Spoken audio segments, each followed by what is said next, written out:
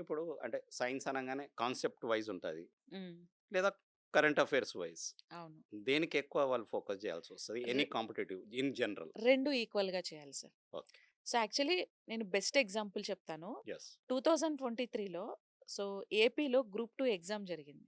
Mains exam. మన పిల్లలందరూ ఏం చేశారంటే, సైన్స్ అండ్ టెక్నాలజీ అంటేనే డైనమిక్, సైన్స్ అండ్ టెక్నాలజీ అంటేనే కరెంట్ అఫైర్స్. ఇవే చదవాలని చాలామంది ఎక్కువ డైనమిక్, కరెంట్ అఫైర్స్ మీద ఫోకస్ చేశారు. ఓకే. కానీ తీరా ఏం జరిగిందంటే, ఎగ్జామ్‌కెళ్తే మొత్తం స్టాటిక్ పార్ట్ అడిగేశాడు. ఓకే. 75 క్వెషన్స్‌లో ఔట్ ఆఫ్ 75 అరౌండ్ 62, 63 క్వెషన్స్ మొత్తం స్టాటిక్కే. హుహు. చాలామంది అక్కడ పేపర్ చూస్తే చాలా ఈజీ అనిపిస్తది. వీళ్ళేంటంటే ఆ పార్ట్‌ని నెగ్లెక్ట్ చేశారు. ఓకే. నెగ్లెక్ట్ చేయడం వల్ల స్కోర్ పెద్ద గెయిన్ చేయలేరు అంటే ఆ స్టూడెంట్స్. కాన్సెప్ట్స్ నెగ్లెక్ట్ ఆ! చేశారంటారా మేడం? అలాగని ఈసారి గూడా అలే వస్తుందని ఉంటదని మనం ఏం లేదు. చెప్పలేం సార్. ఓకే. ఈసారి మారొచ్చు. నేనేమంటానంటే concepts, static part plus dynamic plus 2 2 equal ఈక్వల్‌గా బ్యాలెన్సింగ్‌గా బ్యాలెన్స్ చేసి. చదవాలి అంటున్నాను. యాహ్! ఒకదాని మీద ఎక్కువ ఫోకస్ పెట్టి ఇంకోటి నెగ్లెక్ట్ చేయొద్దు అని అంటున్నాను. మీ అబ్జర్వేషన్‌లో మేడం ఎక్కువ ఏ ఏరియాస్ నుంచి వచ్చాయి? స్టాటికా ఆర్ డైనమిక్? ఎక్కువ ఎక్ అడిగే ప్రశ్నలు. సార్ ఇప్పుడు యూపీఎస్సీ అలా గ్రూప్ 1 తీసుకుంటే సార్ డైనమిక్ ఎక్కువ అడుగుతాడు. హ్మ్. సమ్ టైమ్స్ మళ్ళీ మారిపోతది. మారిపోతది. ఇప్పుడు ఒక ఇయర్ స్టాటిక్ ఫోకస్ చేస్తే, ఇంకొక ఇయర్ డైనమిక్ ఫోకస్ సో, చేస్తాడు. ఏది ఒక నిర్దిష్టంగా ఉండదు. లేదు.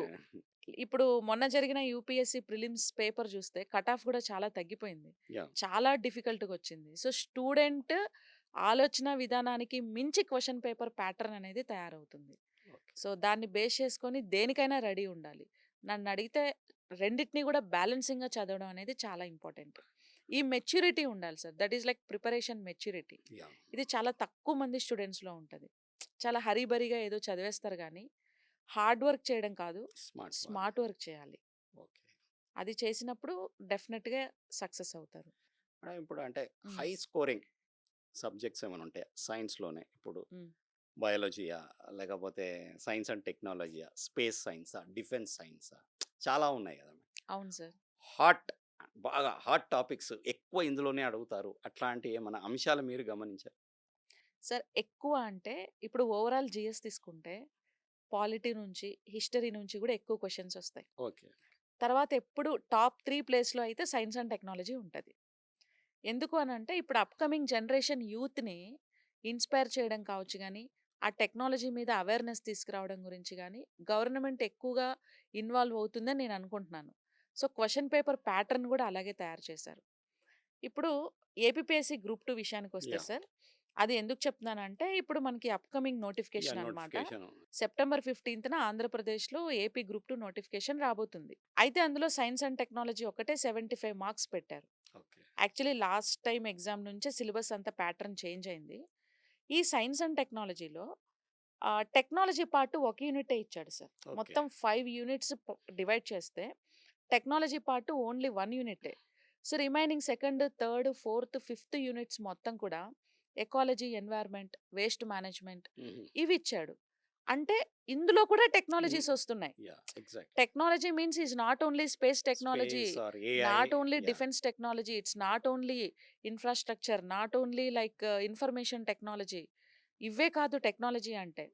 Technology involving in waste management also, ecology also and some other environment issues also. మనం ఎన్విరాన్మెంట్‌ని పొల్యూట్ అవ్వకుండా మనం ఎలా సేవ్ చేసుకోవాలి, ఏంటి, దానికి కూడా చాలా టెక్నాలజీస్ ఉన్నాయి. ఎగ్జాక్ట్. మీకు తెలుసో లేదో, ఇప్పుడు మనం ఒక 4 వీలర్ కొంటాం. ఒక కార్ కొంటాం. ఇప్పుడు మనం డబ్బులు ఇన్వెస్ట్ చేసేదాన్ని బట్టి మనకు కారొస్తది. కారొస్తుంది. అంతే. ఇప్పుడు 7,00,000కి ఇవో ఈ యాహ్! ఒక పర్టిక్యులర్ కారొస్తది. 10,00,000 పెడితే ఇంకొక కొంచెం అడ్వాన్స్‌డ్ మోడలొస్తది. ఒక 20,00,000 పెడితే ఇంకొక అడ్వాన్స్‌డ్. ఆ అడ్వాన్స్‌డ్ దేన్ని బట్టి అని మీరనుకుంటున్నారు? దేన్ని బట్టి అలా దాంట్లో ఉన్న ఉంటుంది? ఫీచర్స్ ఆ ఫ్యూచర్సే టెక్నాలజీ. టెక్నాలజీ. యాహ్! అడ్వాన్స్‌గా ఉండేటివి. ఇప్పుడు ఆటోమొబైల్ ఇండస్ట్రీ నుంచి ఎక్కువగా గ్రీన్‌హౌస్ గ్యాసెస్ రిలీజ్ అవుతున్నాయి. గ్లోబల్ వార్మింగ్ కారణమవుతుందనేసి ఆటోమొబైల్స్‌లో కూడా బైక్స్‌లో యాహ్! అండ్ బస్‌లో అండ్ కార్‌లో యూజ్ చేసేటువంటి మోటార్స్ ఉంటాయి చూసారా? ఆ ఇంజిన్ నుంచి యాహ్! వచ్చేటువంటి manufacture. Greenhouse gases emitters. So, వాటిలో కూడా సమ్ టెక్నాలజీని యూజ్ చేసి హార్మ్‌ఫుల్ గ్రీన్‌హౌస్ గ్యాసెస్ నుంచి హార్మ్‌ఫుల్ లెస్ గ్రీన్‌హౌస్ గ్యాసెస్‌ని రిలీజ్ చేసేటువంటి టెక్నాలజీస్ మన ఇండియాలో ఉన్నాయి. యాహ్!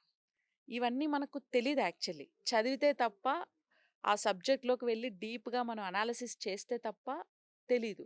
డే టు మరి డే లైఫ్‌లో ఉండే సైన్స్ కూడా మనకు తెలియాల్సిన అవసరం ఉంది. అవసరం ఉంది. యాహ్! ఇవన్నీ ఇప్పుడు స్టూడెంట్స్ చాలా మంది వెహికల్స్ వాడతారు. యాహ్! దాంట్లో ఇంత టెక్నాలజీ ఉందని మనకు తెలీదు. తెలీదు. మనం వెహికల్ కొనేటప్పుడు ఎంతసేపు ఏం చూస్తాం? సీటింగ్ అరేంజ్‌మెంట్ ఉందా? స్టీరింగ్ బాగుందా? స్టైల్‌గా ఏసీ ఉందా? బాగొస్తుందా? యాహ్! కలర్ ఎలా ఉంది? కారు స్పీడ్ ఎలా పోతుంది? మైలేజ్ ఎంత ఇస్తుంది? ఇవే చూస్తాం తప్ప, సో, అందులో అడ్వాన్స్‌డ్ అంటే ఏ టెక్నాలజీని వాడారు? ఆ టెక్నాలజీ గురించి మనకంత ఐడియా ఐడియా ఉండదు. ఉండదు. సో, అది కూడా యూత్ తెలుసుకోవాలి అనే ఉద్దేశ్యంతోటే ఈ టెక్నాలజీ పార్ట్‌కి ఎక్కువగా లైక్ ఇంపార్టెన్స్ ఫోకస్ అనేది పెరిగింది. పెరిగింది. ఇంపార్టెన్స్ గూడా బాగా పెరిగింది దీని మీద.